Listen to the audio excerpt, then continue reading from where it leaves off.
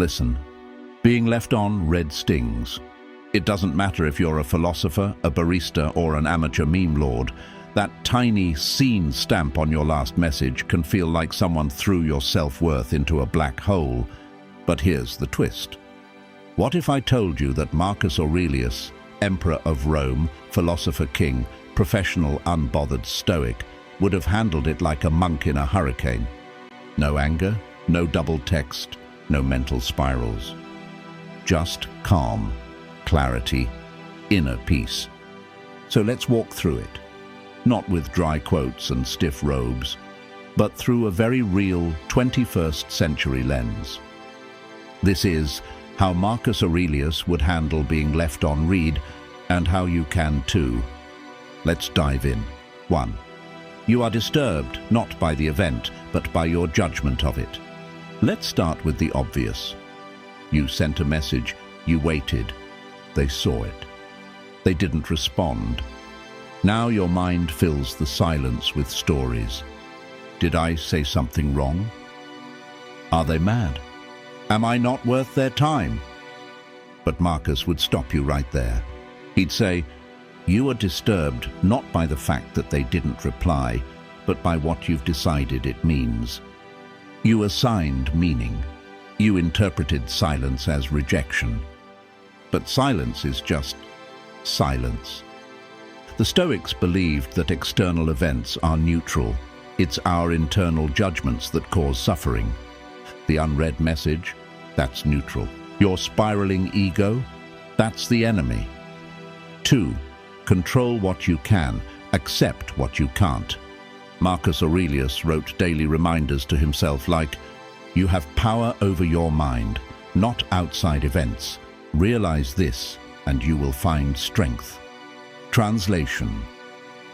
You can't control when or whether someone responds, but you can control how much rent they take up in your head. So, instead of, why aren't they texting back? Try, why am I so shaken by this? That shift alone moves you from victim to observer, from needy to anchored. This is where the real Stoicism kicks in. 3. Ego wants a response. Character doesn't need one, let's be honest. Half the pain of being left on read isn't the silence. It's the insult to your ego. You feel unimportant, invisible, like your worth is suddenly tied to a 3-second reply someone couldn't be bothered to send. But Marcus would remind you, if someone is able to show me that what I think or do is not right, I will happily change. But if not, I will go on as I am.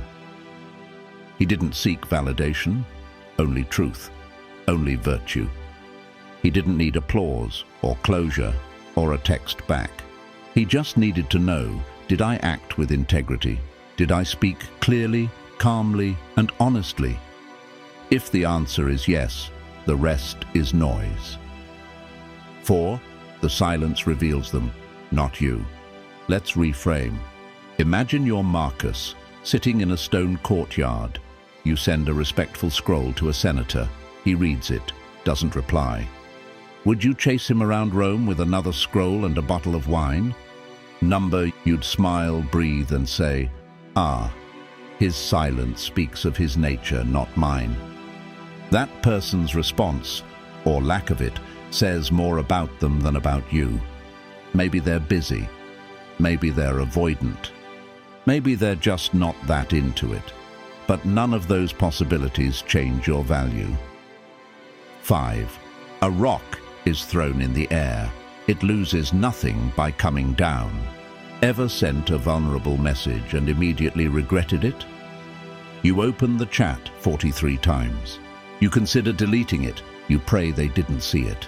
Then panic when they do see it and say nothing. But Marcus would remind you, when you rise, be grateful. When you fall, accept. The stone does not curse gravity. In other words, say what you mean. Say it with heart. Then release the outcome. Your job is expression with integrity. Their job is not your concern. 6. Detach from outcome. Anchor to intention. This is the Stoics' ultimate weapon, non-attachment. Marcus didn't write for praise. He didn't rule for applause. He didn't philosophize to win friends. He acted from intention, not expectation. So ask yourself, did I message out of clarity or insecurity? Was it rooted in ego or honesty? Would I be proud of my words even if no one responded? If the answer's yes, then you've already won, not in the inbox, but in your own soul. 7. You don't need closure, you need clarity. Here's a tough pill Marcus would hand you without flinching. The obstacle is the way. If someone leaves you hanging, that's not rejection, that's information. They've shown you what they value, how they communicate, how available or unavailable they truly are. Most people don't reject you, they just reveal themselves. And your discomfort, that's your ego resisting clarity. So sit with it, learn from it, then let it go. 8. Modern digital pain, ancient emotional wiring. Let's zoom out. We evolved in tribes where being ignored could literally mean death. That's why being left on red triggers a deep primal response. Your brain thinks you've been cast out by the tribe. But Stoicism helps you override biology with philosophy. Instead of spiraling, you reflect. Instead of chasing, you observe. Instead of reacting, you respond. That's real power. Not control over others, but sovereignty over yourself. 9. The message you send to yourself matters more. This is key. The next time someone ghosts you, ask, what story am I telling myself about this? Am I telling myself I'm not good enough? That I always get abandoned? That people always leave? Because that story is what hurts you, not the silence. Change the narrative. Try this. Their silence is their path. My peace is mine. If someone chooses not to engage, I choose not to internalize. Rejection is redirection. I trust that. Marcus Wood.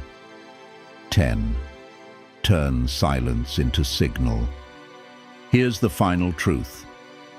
Being left on read is a signal, not a sentence. It signals that you're not in control of others. You still have emotional work to do.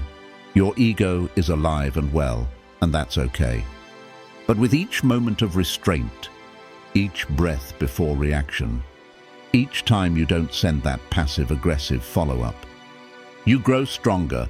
You become the kind of person Marcus Aurelius would have admired. Closing thoughts. So how would Marcus handle being left on read?